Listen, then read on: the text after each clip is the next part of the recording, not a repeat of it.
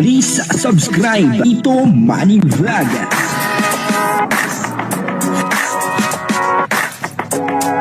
Payagan po si Tito Manny Vlog na mag-reactor para pambiling gamot sa kanya pong karamdaman. Tayong nasagap na chismis. Alam niyo naman, kami mga reactor mga chismoso. Ano ba? At ang gusto lagi yung mga issue. At eto na meron po tayong nasagap na chismis. Kaya lang hindi maganda itong chismis na ito. Ang sabi daw ay merong boyfriend, etong si Carla. Totoo naman, ako'y naniniwala po na merong boyfriend si Carla. At yun po ay si Kalingap Jomar. Kaya lang, dito sa chismis, may problema. Hindi po si Kalingap Jomar ang tinutukoy. Ang tinutukoy ay iba. Grabe, ibig sabihin, namamangka sa dalawang ilog, etong si Carla. Grabe naman yan, mukhang hindi po totoo yan. Ito po kaya totoo o hindi?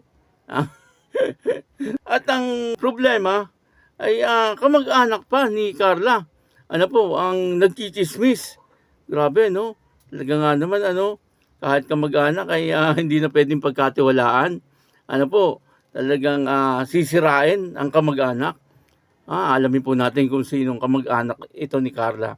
At syempre, bibigyan po natin yan ng konting reaksyon. Pero bago po yan, ako muna po bumabati sa inyong lahat ng magandang umaga, magandang tanghali at magandang gabi sa inyong lahat mga kapatid. Kung saan man kayo ng panig ng mundo naroon ngayon, ay mag-iingat kayo palagi at pagpalain kayo ng ating Panginoon. Maraming salamat din po sa patuloy na tumatangkilik sa aking YouTube channel at nanonood sa aking video reaction. Patuloy lang po natin suportahan sila Kuya Bal Santos Matubang, Kalingap Rob at Edna Vlog, Jack Napia at syempre yung mga kasamahan ko pong reactor sa Kalingap. Ganun din po yung mga charity vlogger na Kalingap partner. Ang kabuuan po ng video ito ay mapapanood po natin kay Kalingap Maymay. Ayan Kalingap Maymay po yan po ang muse ng mga karepa. Napakaganda po niyan ni Kalingap Maymay. Lalo na po sa personal, kung makikita niyo po sa camera ay kamukha po to ni Snooki. Pero sa personal po ay kamukha po to ni Vilma Santos. Puntahan niyo po yung YouTube channel ni Kalingap Maymay at suportahan po natin.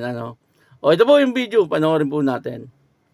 Po mga Kalingap, ang aking reaction ngayon at syempre sa Jomcar at nandun na po sila sa Sorsogon at hindi ko pa alam kung nakabalik na po sila mga Kalingap, pero sabi ay 3 days lang po sila doon at nakikita niyo naman po ang mga video po ng Jomcar at ng Franjoy po na talagang masaya po sila mga Kalingap kahit na po may mga basher, may mga tawag dito, may mga issue na dumating po sa Jomcar ay talagang ayun po, masaya po ang dalawa mga Kalingap. May mga issue na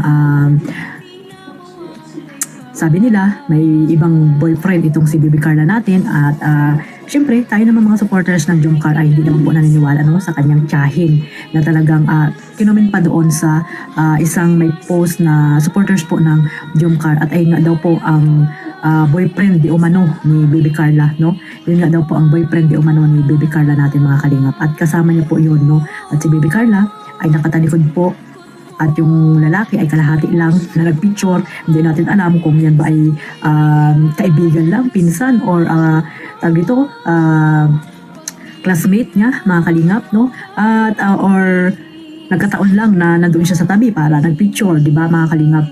So itong tiyahin naman ay sinend doon sa mga supporters po ng Jomcar, At sa aking pagkakaalam mga Kalingap ay sinend po ito ng tita di umano ni Baby Carla doon sa isang grupo, Sa isang grupo na dating umalis na po mga Kalingap. Ayan po ay nalaman ko doon sa aking nagsasabi po sa akin mga Kalingap, na ito daw po ay talagang kausap din pala ng kabila, yung dating umalis, yung dating founder po ng Jomcar mga Kalingap. Kaya yan siguro yung sinasabi nilang pasabog. Di ba napanood po natin yung video, At kung gusto niyo pong mapanood ng buong buo, ayan po ang video ito, yung mga lahat ng sinabi ni Kalingap Maymay, ay puntahan niyo lang po yung YouTube channel ni Kalingap Maymay. At talagang doon ay makikita niyo at malalaman niyo pa yung ibang issue. Tungkol po dito, Pero ang pinaka-issue talaga ay ito pong sinabi nga ni Kalingap Maymay na etong tiyahin ni Carla ay nagchichismis. Ano po, na meron daw pong ibang boyfriend etong si Carla at may pinakita pa daw pong picture na nakatalikod etong si Carla at parang half body lang daw po etong lalaki.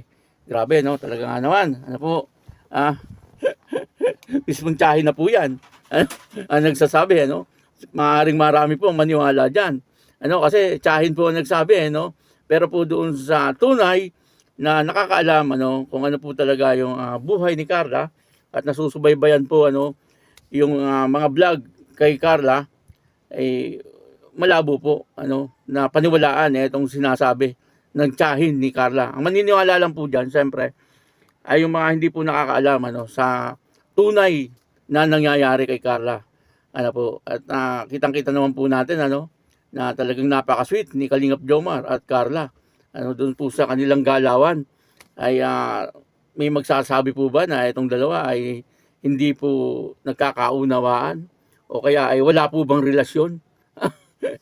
Grabe naman, ano, kung wala pong relasyon. Nakikita po natin, inaakbayan si Carla, minsan magka-holding hands. Sabi nga po ni Kalingap Maymay, ay isang baso lang ang iniinuman ng dalawa. Ano, kumbaga, ay, yung laway doon ay naghalo na. Ano, ay, kung wala po itong relasyon, ay papayag po ba yung babae na yung baso niya ay inuman ng lalaki? Eh marahil ay hindi. Ano po, at ang isa pa po rito, nakatunayan, ay etong ama ni Carla. Ano, nakita niyo, nung piyesta, ano po, nung pagpunta doon, nila Kalingap Jomar, sabi niya, ay naandito yung manugang ko. Magsisinungaling po ba yung ama ni Carla? Ano, ipapahamak niya po ba yung kanyang anak? Ano po, na kung sakaling ito'y may boyfriend na iba. Ano po, siyempre, kung sakaling may boyfriend ng iba, mag-aaway. Ano po, kaya medyo malabo, ano, malabo po yung issue yun. Ano po, wag po kayong maniniwala doon. Ano po, maniniwala po tayo siyempre kung si Carla na mismo ang nagsabi. Ano po, na siya ay merong boyfriend na iba. At si Kalingap Jomar ay hindi niya boyfriend. Ano po, maaaring tayo ay maniwala doon. Pero kung hindi po si Carla ang mismo nagsabi, ay huwag po kayong maniniwala. Yan po ay chismis lang. At maaaring kasiraan lang po yan ni Carla. Ano, sinisiraan lang po itong si Carla. Di po natin alam, ano, kung bakit sinasabi ito nung kanyang tiyahin. Ito ay maaaring naiinggit kay Carla. Hindi po tayo sigurado, kung ano po, ito ay parang ano ko lang, opinion ko lang, ano po, na maaaring naiinggit kay Carla, maaaring may galit kay Carla. Ano, itong tiyahin na ito. Ano po, sana naman kung meron po silang alitan, ano po, ay wag nang dalahin sa media. Ano, sila na lang ang mag-usap-usap na pamilya.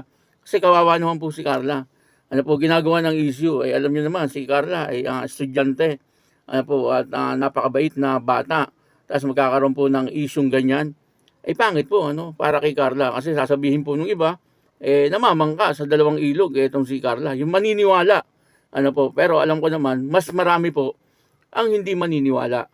Ano po, kasi siyempre, alam naman po natin, ano, lalo na po yung mga taga-Kalingap, ano, yung mga talagang sumusubaybay po sa Jomcar at supporters ng Jomcar ay hindi po yung basta maniniwala. Ano po, pwede siguro yung mga anti-Kalingap, ano, bagamat hindi po sila maniniwala, ang gagawin po ng mga anti-Kalingap ay parang gagawin nilang totoo or susulsulan. Ano, ganun ang mga anti-Kalingap, ano po, siyempre, palalawakin po nila yung chismis na yon. Ano po, upang sa ganun ay maging issue kay Carla.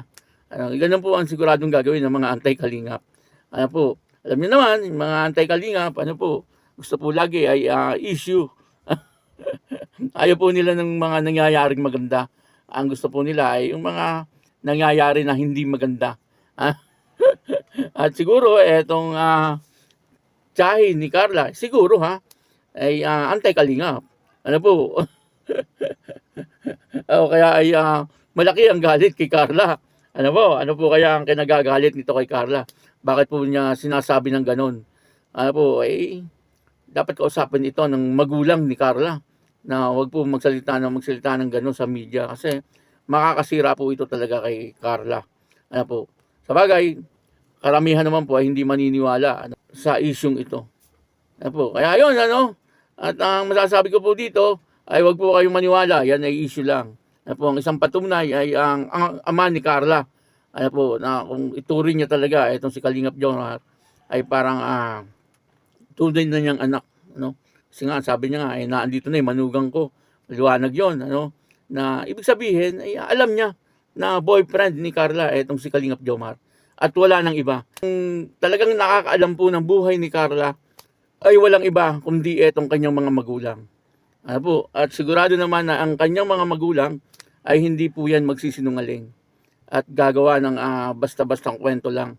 Ano po, siyempre kung ano po yung lumalabas doon sa kanyang mga magulang, kagaya po niyan, sinabi niya na nandito yung manugang ko, yun po ay totoo. Ano, nandun po yung katotohanan. Kaya yun, ano, maraming salamat po sa inyo lahat. At ako po si Tito Manny Vlog na nagsasabing God bless you all. Diyos mabalos.